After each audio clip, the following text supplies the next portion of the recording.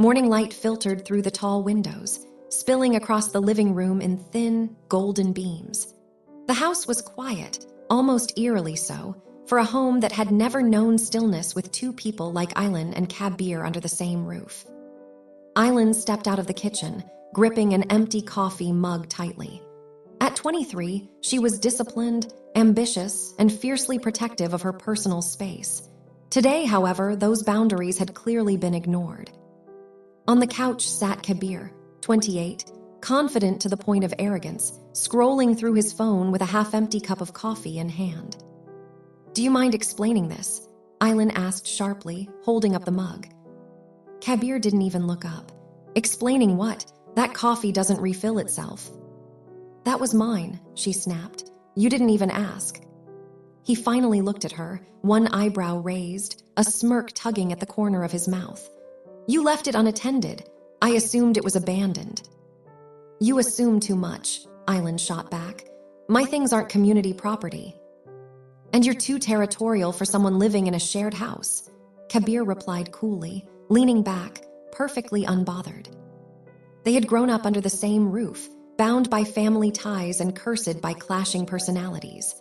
Aylin thrived on structure, rules, and independence, while Kabeer thrived on impulse, charm, and control.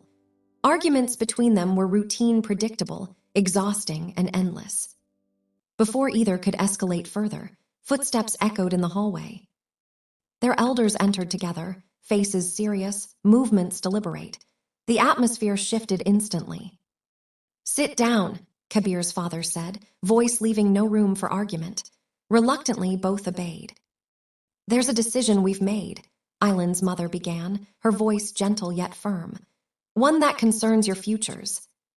Aylin's mind raced graduate school, career plans, everything she had worked for. Kabeer braced himself for responsibilities he didn't want. "This family has survived because we chose unity over ego," their grandmother said softly. "And now, it's your turn." A brief pause. "We've decided your marriage." The words struck like a thunderclap. Aylin froze. Kabeer stood immediately. "That's not happening," Aylin's voice trembled. "I won't marry him. And I won't be forced into a life I didn't choose," Kabeer added coldly. Their grandmother's gaze didn't waver. "The decision is final." Silence filled the room, suffocating and heavy. In that moment, both understood a stark truth. This was not a choice, it was a sentence. The wedding took place within weeks, executed with a swift efficiency that left neither of them time to process the reality. The ceremony was grand, filled with smiles, blessings, and obligatory joy, but beneath it all, an invisible wall separated them. For days, they avoided each other, pretending normalcy while learning to coexist under the same roof. Aylin focused on her studies, burying herself in books and work. Kabeer immersed himself in his own routines, leaving little room for interaction. Their silence was thick, heavy, yet strangely electric. Yet, living together under enforced proximity forced small changes. Late-night conversations began, initially about trivial matters, the weather, groceries, errands. But over time, the words became personal, confessions slipping through cracks of caution. One rainy evening, Aylin found Kabeer sitting on the balcony, watching the city lights flicker. Without thinking, she joined him. "You never talk about your past," she said quietly, hands wrapped around a mug of tea. Kabeer shrugged. "Does it matter?" "Sometimes it does," she murmured. "I think we spend too much time pretending we're strangers, when we share everything anyway." He looked at her, a flicker of vulnerability crossing his otherwise composed face. For the first time, Aylin saw the weight of expectations on him, the family pressure, the decisions he never made, the man he was forced to become. "I hate this," Kabeer admitted after a pause. "I hate that none of this is my choice." "Neither is mine," Aylin said softly. For the first time, their shared anger and frustration became common ground. And for the first time, they noticed something else, an unspoken understanding growing between them, fragile yet undeniable. Weeks turned into months. Slowly, the walls between them began to crumble. Arguments remained, but they became lighter, more teasing than bitter. Shared laughter started to appear, brief yet genuine. Then one evening, everything changed. Aylin overheard Kabeer on a conversation he thought was private. The truth hit her like a punch. Their marriage was not merely a family decision for tradition. There were deeper stakes for control and inheritance involved. They were pawns in a game neither had consented to play. When she confronted Kabeer, he didn't deny it. "I know," he said quietly.